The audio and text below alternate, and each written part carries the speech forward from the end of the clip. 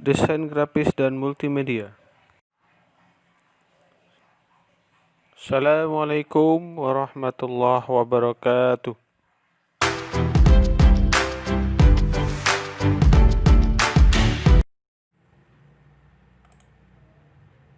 Pada bab pertama ini membahas tentang berisi tentang definisi, perkembangan desain grafis, kemampuan, peluang, prinsip desain, unsur desain, proses desain, dan contoh-contoh produk dari desain grafis. Berikutnya definisi desain grafis secara umum adalah bentuk komunikasi visual berupa pemilihan, kreasi, dan penyusunan sesuatu, tanda kutip, pada suatu permukaan untuk mengkomunikasikan suatu pesan, di mana tanda kutip sesuatu tersebut dapat berupa bentuk huruf dalam keilmuan tipografi,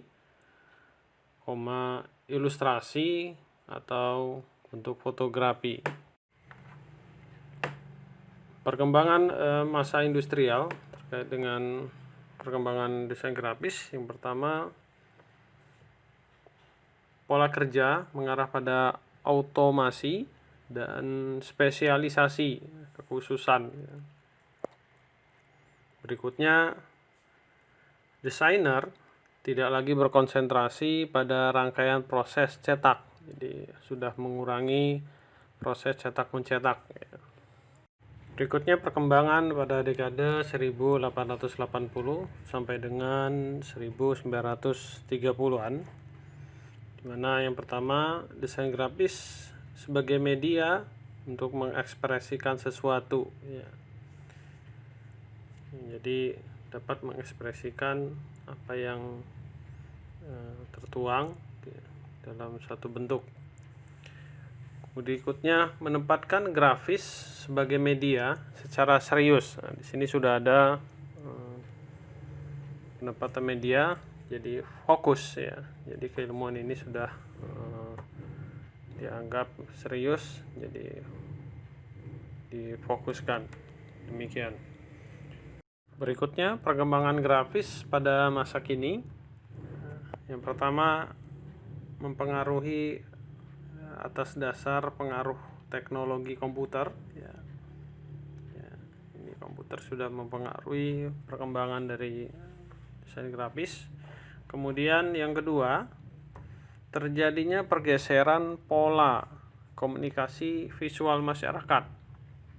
Jadi masyarakat secara komunikasi itu sudah berubah polanya, di mana komunikasinya sudah berbentuk visual. Berikutnya, kemampuan seorang desainer. Yang pertama adalah mempunyai jiwa melayani, ya. Dapat melayani kebutuhan dari pelanggan atau user atau yang lainnya, ya. Yang kedua, dapat mengarahkan klien atau pelanggan, ya, untuk mendapatkan hasil yang maksimal, ya, tentunya berdasarkan nilai estetis, ya. Nah, ini mendapatkan nilai estetisnya, jadi itu yang dicari, ya. Kemudian berikutnya, siap melakukan perubahan dan perbaikan. Nah, di sini seorang desainer, ya, selalu siap, ya, apabila ada perubahan, edit, penambahan, pengurangan, dan seterusnya dari usulan-usulan guna perbaikan yang lebih baik. Nah, bicara masalah peluang dalam bidang desain grafis, yang pertama adalah masalah media promosi, ya, melakukan promosi, ya, iklan, dan seterusnya. Kemudian yang kedua adalah menyampaikan message atau pesan, ya. Yang ketiga itu menyangkut peluang untuk melakukan atau berkarya, ya, kreativitas, ya, itu dituntut inovasi, ya, perubahan-perubahan, ya, usulan dan seterusnya. Gitu. Yang keempat, tentunya dapat memunculkan produk baru, ya, new product, ya. Ini dihasilkan produk-produk yang baru dari kreativitas tadi, ya, dari inovasi dan seterusnya. Itu yang peluang yang diharapkan dari keempat hal ini dari seorang desainer, ya, dalam keilmuan desain grafis. Prinsip desain yang pertama balance atau keseimbangan, ya. Ada kemudian rhythm atau ritme, irama, ya, bentuk. Kemudian tekanan, empasis, ya,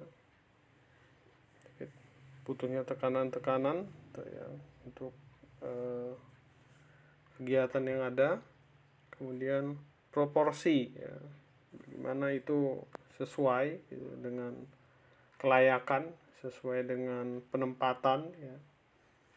Kemudian unity atau kesatuan, ya.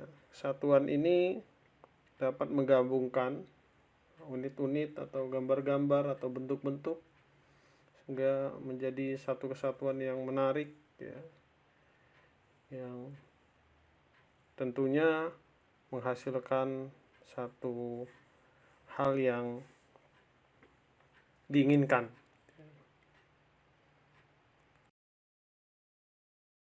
Unsur desain yang pertama adalah shape, itu bentuk, tekstur, ya, kemudian garis, ruang, warna, dot atau titik, ya, bentuk teks, dan terakhir bentuk. Ya. Nah, di sini ke ini, ya, yang menentukan bagaimana desain itu terbentuk. Ya. Proses desain, bagaimana kita berpikir, menganalisa, didiskus, dibicarakan, kemudian di planning, ya, direncanakan, ya, bagaimana itu nanti akan dikerjakan. Jadi ada proses desain itu ada 4, ya, think, bagi berpikir, analisa, mendiskusikan, dan merencanakan. Berikut beberapa contoh produk, ya, yang dihasilkan dari desain, yaitu pertama adalah poster, ya, yang sebelah kiri, poster. Kemudian berikutnya yang di tengah ini adalah cover, ya, cover buku, cover majalah, dan seterusnya, ya. Biasanya title-nya, judul cover ini huruf besar, ya. Masalah umum itu di tengah dan seterusnya, itu tergantung style, ya. Kemudian ada keterangan penulis dan seterusnya, itu dari cover. Kemudian contoh produk berikutnya yang ketiga ini yang adalah bentuk logo.